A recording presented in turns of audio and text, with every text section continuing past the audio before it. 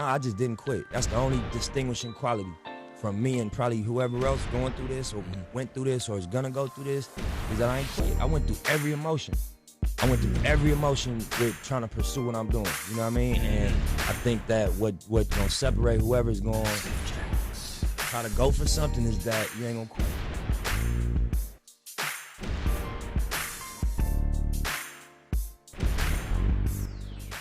I would say the administrative segregation, man, the 19 months of solitary confinement is what. That's what broke you.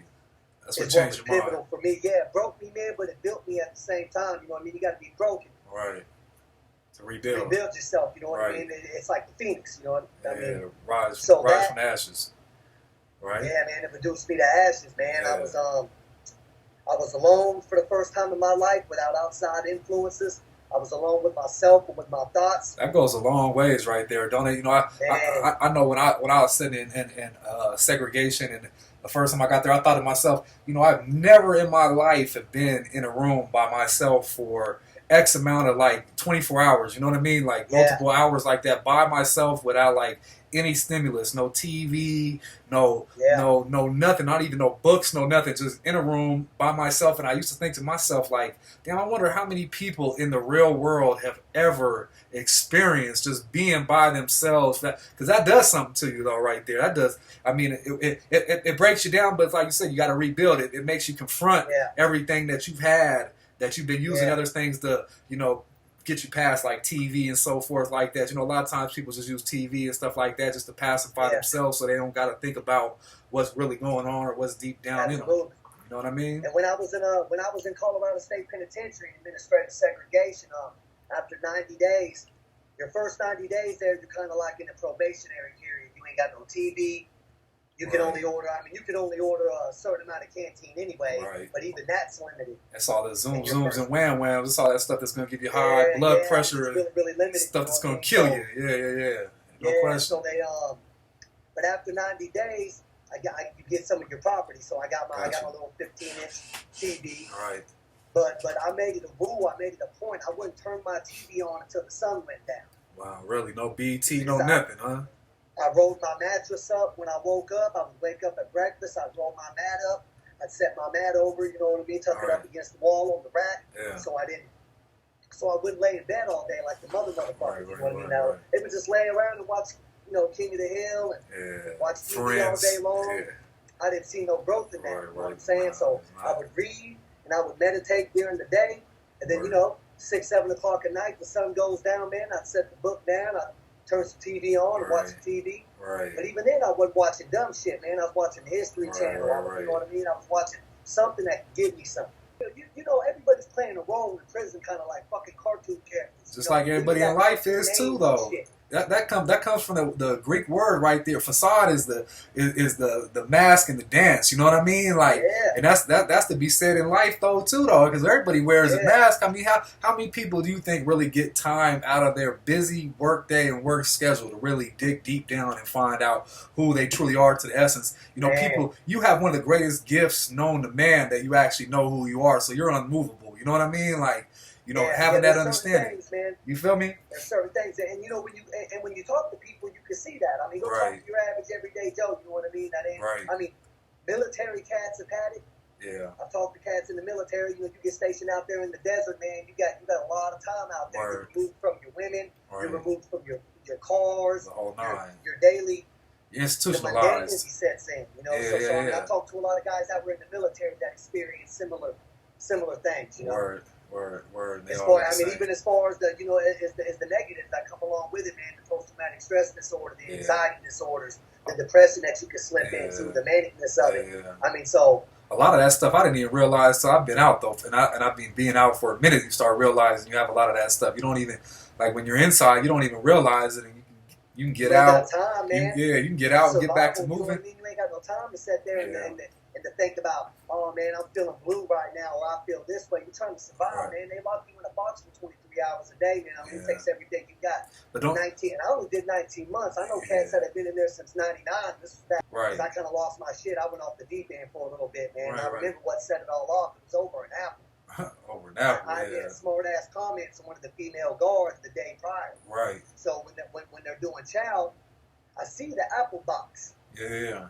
You know, they got all the trays, and she's got the fruit box underneath, and she's putting the fruit on everybody's tray, and she gets to me, Right. and she slides my tray in, and doesn't give me my apple. So I hit her up. I was like, hey, what's up with that fruit? You know? I'm gonna need that. And she kept pushing. Snap, bro. Yeah.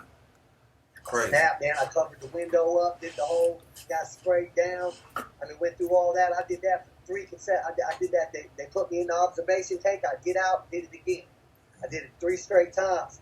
And then I just couldn't deal with the headache from that OC spray no more, man. You know what I mean? That was tiring. So I think that's when I fully realized that, look, you're at the bottom, bro. There ain't nowhere else to go from here. Yeah. You know, when you're when you're in Kansas City and you're in CSP, there ain't nowhere else to go but San Carlos. I mean, you can go to the crazy movie, house. You gotta play with your shit to go there, you know. Smear some doodle on your face or something. Smear some. Hey, man, I actually had a cat, man. His name was Short Dog. He was from Capitol Hill. He was my neighbor. Yeah. And I was like, well, what's up, man? What can I do to get out of here? And he was like, you can go to San Carlos. And I was like, what do I got to do to do that? Go crazy. He was quiet for a second. He goes, shit, got to play with your poop, bro? Yeah. And I was like, nah. You dead serious, though. You dead serious. That's where all the crazies is at. You got to go over there and get. And the only thing, they get contact this. Yeah, they get contact and all that stuff, but they be on some of those indefinite sentences too, though. You know, until the state feels comfortable with letting you out, though. You know what I mean? Exactly. So you can be deemed, you know, able to be back in society. You know, ain't no telling on how long that is, especially with their standards. You know what I'm talking about? Like, man, hey, you know. So I sat in there for 19 months, man, and that's when I think I found out who I was, man. I was in there studying, man. I was reading history. I was reading philosophy. Right. I was reading shit that I agreed with, the shit that I didn't agree with. Right. You know what I mean? You got to read everything. I think before you can say that I disagree with this, you got to study that. Right. I mean, Mortimer J. Adler, man, he wrote a book on how to read a book. Yeah. Which is a technique. Read it the first time you read it. All right. Cover to cover. Yeah. Don't study it. Don't underline. Don't do none of that. The second time you read it, you go through and you underline and you highlight and you go, okay, this is the premise of the book. The third time you read it, you decide on whether or not you agree with it. Interesting.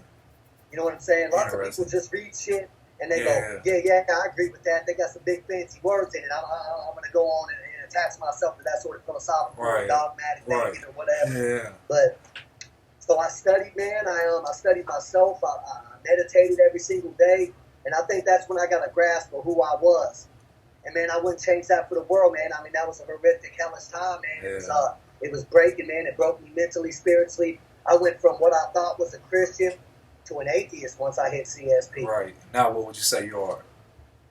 I believe in a higher power, man. No denomination? I try not to ascribe a name to it, you know what I mean? Right. So I feel like as soon as you ascribe a name to it, you just cut off. Limited. Yeah. All other possible. You put it in a box. You confine yourself to this sort of thinking, and I think that can be dangerous. Yeah, I definitely agree. I mean, there's a couple ways of looking at that one right there. You know what I mean? Yeah. No question. I mean, shit, you could have episodes on episodes about it, on that topic alone. You know what I mean? So who is Blake McKenna today in July? What is today? The 13th, July 13th of 2019. Who is Blake McKenna now at this date and time? Man, I'm still growing, man. It's weird, man. I mean, you got seasons. Right. You got seasons in life, and no question. Man, I'm 32 years old. I'm married. I'm a husband. I'm a son. I'm a friend. I'm loyal. Right. I got certain unmovable things about myself that I hold to be true. You know what I mean, and that I won't bend or budge on. No question. I'm an addict, man. I mean, like I said, I'm in the gym every day, man. I gotta stay on my own helmet. I'm my own worst critic. You know, I don't compete with nobody. I compete with myself, who I was yesterday. No question. And I'm just constantly trying to grow and get better, man. I mean, better in my career field, better with people.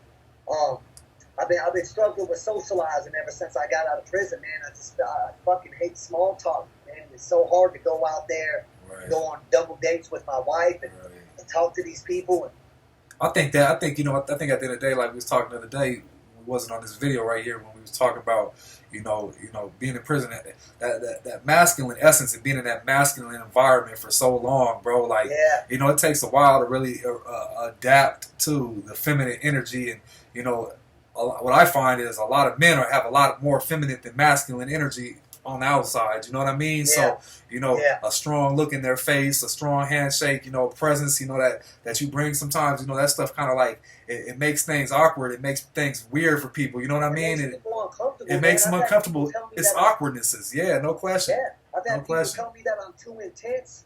Yeah. I've had people tell me that my body gestures and the look in my eyes and stuff can be intimidating. deemed as aggressive. Yeah, no question. But I don't feel that way. You know what I mean? Right. I don't feel it's like normal to you. Because you're used to being in that type of environment. You got to think about that, though. You got to really think about that and take that in consideration that, you just came out of a very violent, intense situation to a degree. And we're kind of behind. People out here have had to deal with people's emotions. Right.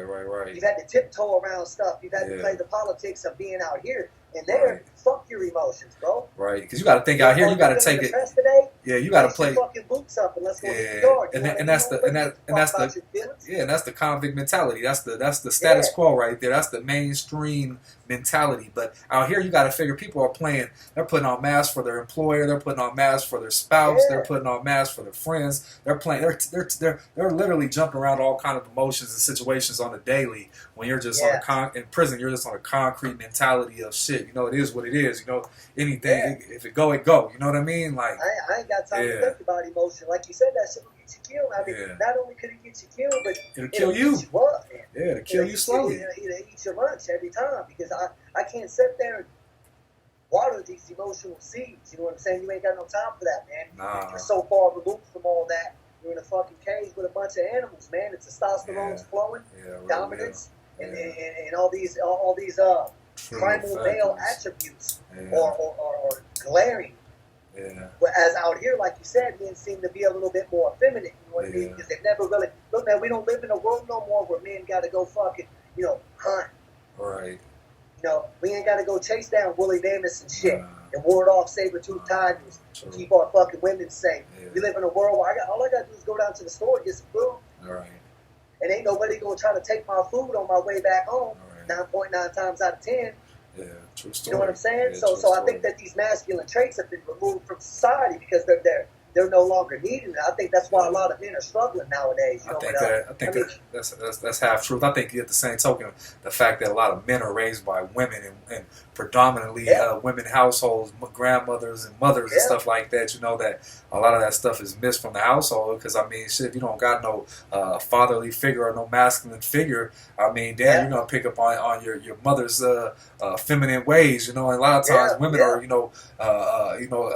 I want to say this because I know we got viewers on this thing right here, but the women will do stuff that's vindictive. You know what I mean? Like they're feminine type of nasty type of ways that are passive aggressive to a degree. Agenda being pushed right now because I see more and more overly gay things that just especially like. I could imagine a kid in this day and age. When I say kid, I'm talking about the age of 6 to 17. 17, 18, it confuses them though. You know what I mean? They're already sitting there trying to figure themselves out, and everybody's confused. But that's a plan though. That's somebody's agenda though, man. That didn't just happen by accident. We didn't wake up and the world is confused. That's an agenda pushed.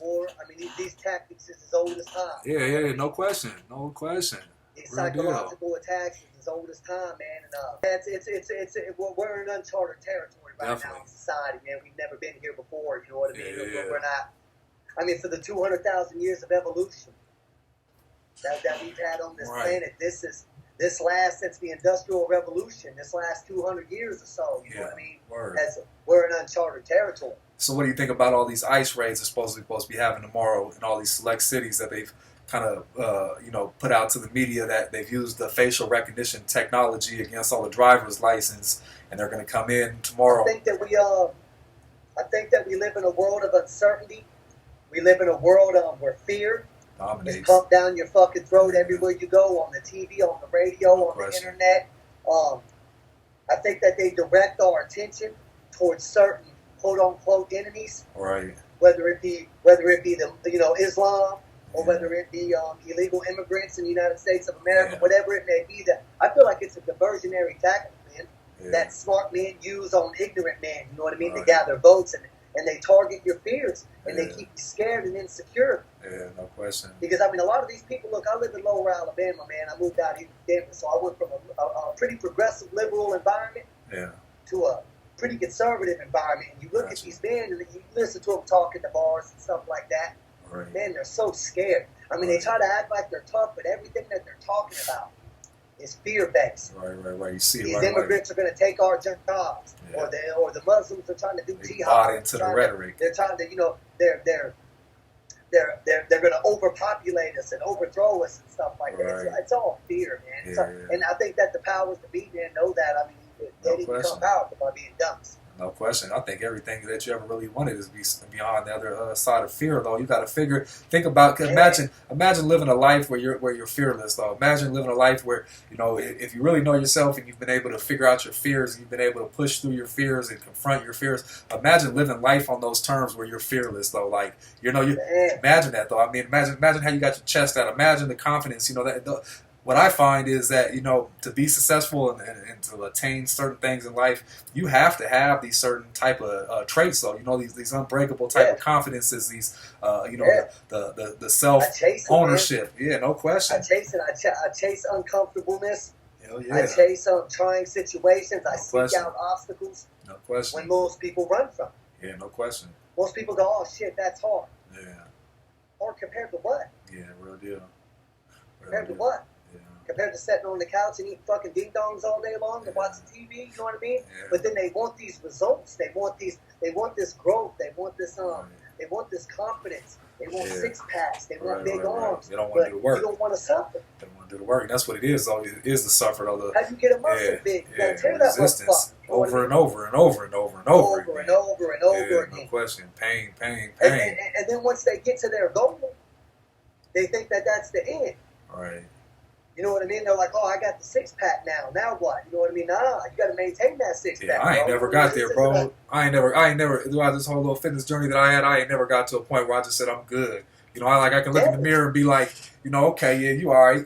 But I ain't never got to the point where I'll be looking and I'm like, yeah, this is what I worked for so long just to get to this size like this. I ain't never got there yet. Never got there yet. Hungry, man. Yeah. I'm always hungry. Right. There's always room to learn. Look, man, you ain't got enough time on this earth to read all the fucking books. Nah. That right there, in and of itself, you know what I mean? It's something that constantly be attained. Knowledge. Yeah, no question. Wisdom. Yeah. There's no fucking end to it. Right. So how are you bored? I don't understand. People are bored. They're fat. They're lazy. They avoid suffering. I think. Turn on your TV, man. Yeah. Turn on your TV. But, hey, you feeling blue?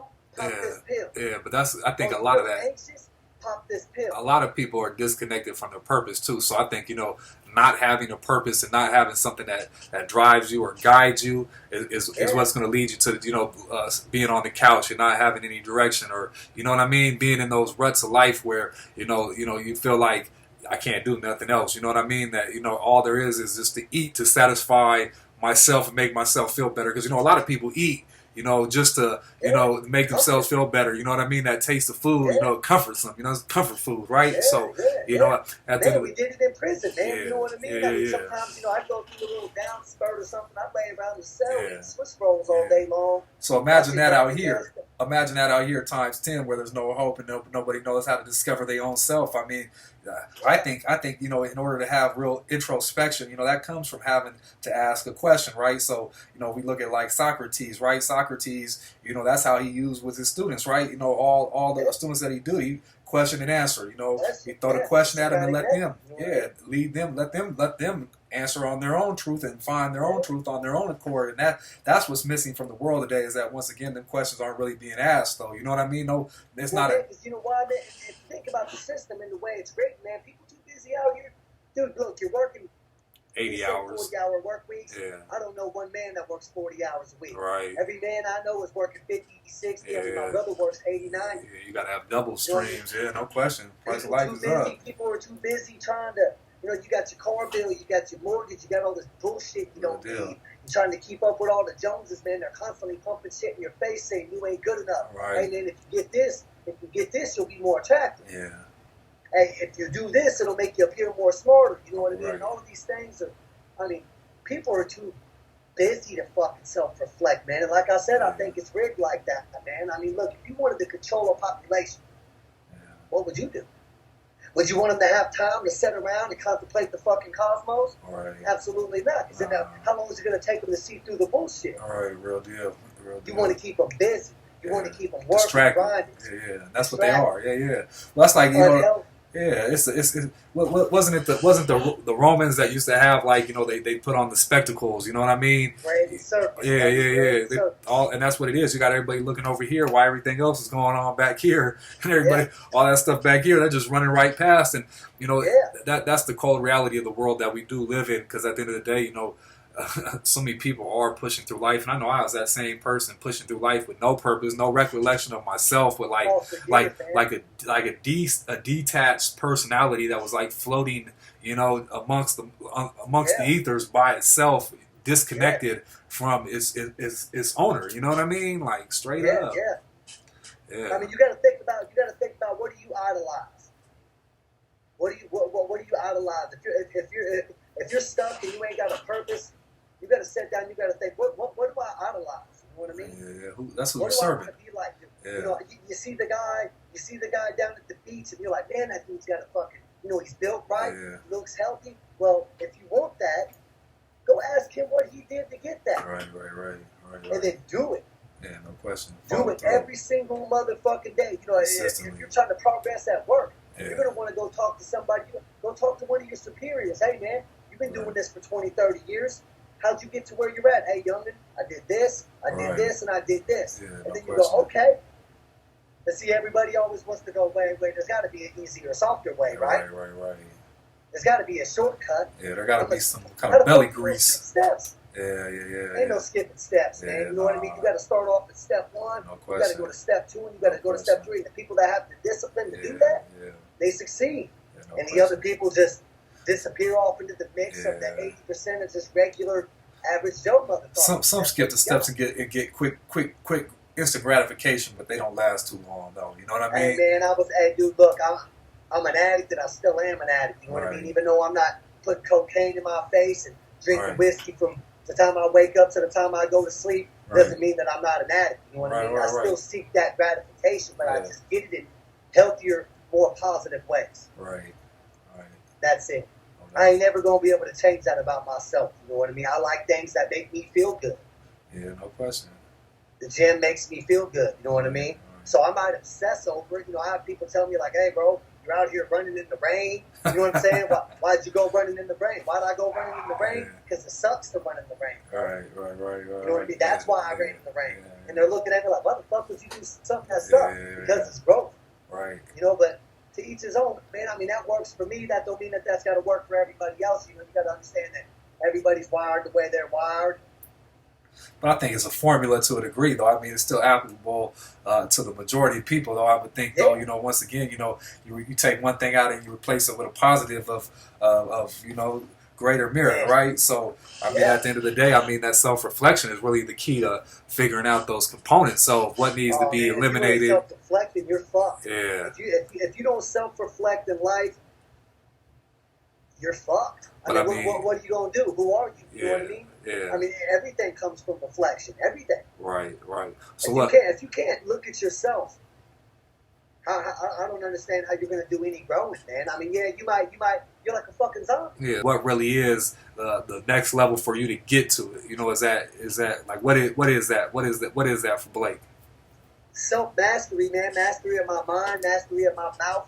Right. Mastery of my actions, because I can tend to be erratic sometimes. You know what I mean? A situation will present itself, and I'll pop off, and before I know it, man, it's like I'm almost watching myself in the third person while the situation's going down. And I'm like, why the fuck are you talking like that? Why'd you let them get you outside your soul? I would say, man, mastery of self, man. It's the main goal right now. Mastery of self. If you control yourself, dude, you're going to excel in your career. Right. Or if you're an entrepreneur, you know what I mean? You're going to excel in that.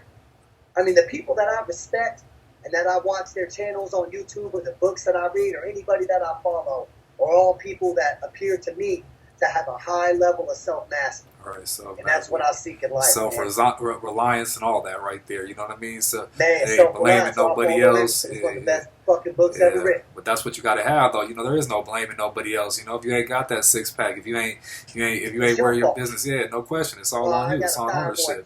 Fuck that. Yeah, you got a thyroid problem. You got a tweaking problem. Yeah, I hear that a lot, though. Usually, that's like that's how you can gauge somebody real quick when you ask them about their goal, and the first thing they do is they give you the excuses to why they haven't got there yet. Well, you know, I stayed up late, or I haven't been able to focus because, you know, in my house, you know, we got a lot of things going on, which, I mean, can be small truths, but, you know, they're all things that could be overcome easily if you really wanted it to be. You know what I mean? Say, how many hours do you sleep a night? Yeah, real talk. They're going to say 8 or 9 most of the time. You sleep 6. Well, that consumes majority. You figure out a 24-hour day. If you sleep 8 to 9 hours, that's already gone, already just off the rip from just sleeping. Sleep 6. Yeah, that's it. I function better on 6. You know what I mean? No I question. wake up. It takes me a second to get going. Yeah. 6 hours of sleep, man. I'm up, feet on the ground. No question. Before I don't even give myself time. You know, I'll sit on the couch, man, and I'll stare at my running shoes for 30, 45 minutes. Yeah, work yourself up. I sit there and stare at them sometimes, man. But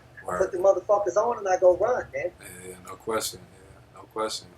I mean, it's just about doing it, man. It's about doing it. And for years I avoided doing it, man. My dad used to tell me, he goes, man, when I was a wee lad, he'd go, if you spend half the time you spend trying to get out of this shit and to actually, you know, putting effort into doing it, you're one of the most successful motherfuckers I know. Yeah. People spend more energy trying to avoid suffering and avoiding uncomfortable situations instead of just doing it. Yeah, well, it's easy once you start doing it. Yeah, but that's because a lot of people have already become content being in those miserable places. You know what I mean? So going into the unknown is even more terrifying than the current situation that they have. An uncomfortable known. You know, people would rather sit in an uncomfortable known until the pain gets great enough. When the pain's great enough, though, that's when people move, though. You know, when the pain gets great enough, the pain gets great enough. That's when people make changes, though. You know, when change really comes about is when the pain is great enough, and you know that's the thing, though. You know, even in anything, relationships, business, whatever, when that pain is great enough, things change. You know what I mean? That's when change occurs. I draw on it, man. Sometimes when I'm running or something like that, you know what I mean? I got a hell of an imagination. You'd be amazed at what your fucking imagination can do. I'll draw. I will fantasize. I will conjure up the most painful experiences I've ever been through in my life, and I use it as fuel. Yeah. You know, in any circumstance, you got transmit it. Yeah, no question, no doubt. I definitely understand. Hell yeah, no question, no question. Yeah, man, and this shit is what we're talking about right now. This shit is irrefutable. Right. Yeah. It's irrefutable. You can't argue with this. Yeah. You can't make excuses for this. This is truth. It's truth. It's the light. It's the bright light. It's truth. Yeah, no question. People So go, oh, your truth can be different than my truth. No, your opinion can be different than my opinion. 1 + 1 = 2. Yeah, truth is still still have truth. To agree with it. Yeah. It's still the truth, no matter how you dress it up. Yeah, a pig with a wig is still a pig. Yeah, no question. Yeah. And I'm sure you'll agree, man. I mean, shit, I watched growth in you. Word. I mean, we were cellmates, man, for about a year. Something like that, yeah. Before we got moved, and stuff like that. Then I went my direction, and you went your direction, but we stayed in contact, man. I was home when you came home. I watched you grow since you got home, and I watched you draw on those tools that you sharpened while you were in the penitentiary, and you applied them out here to circumstances, and you progressed out of fucking alarming rate, you know what I mean? And you succeeded. Praise God, praise God. Broke the statistics, man, broke the statistics. That's how we're supposed to do. We're supposed to raise the bar, though. We're supposed to raise the bar and break them statistics. You and me ain't never been those. I can't never be a statistic. I can't never just be what they told me I was going to be. You know what I mean? Because at the end of the day, self-accountability. Oh, yeah. No question. That comes from daily. I'm in the situation I'm in because of me. Yeah. I reacted the way, man, my boss fired me, man. He's an asshole. Whatever. They ain't talking about them 10 times you didn't show up. Yeah, you didn't talk about them 10 times you showed up late and didn't want to, you know what I mean, do all that stuff right there. But, you know, at the end of the day, one question for you, because I think that's your wife home. You gotta push. Yeah. She just walked in. One question for you real quick before we hang this up right here. I'm just curious. So would you consider yourself right now, after doing that time that you did, after doing the ad-seg that you did, would you consider yourself being institutionalized? Depends on what the definition of institutionalized. How do you define it? Some of those. Define institutionalized. With me? But that can be a good or bad, though, right? I mean, that can be pro and con, though, to a degree. I mean, it's being institutionalized, get systematic, you know, having structure in your day. You know, to me, institutionalized is if you stand by a door and you're waiting for someone to give you the okay to press the button on the door to open it. You know what I mean? No.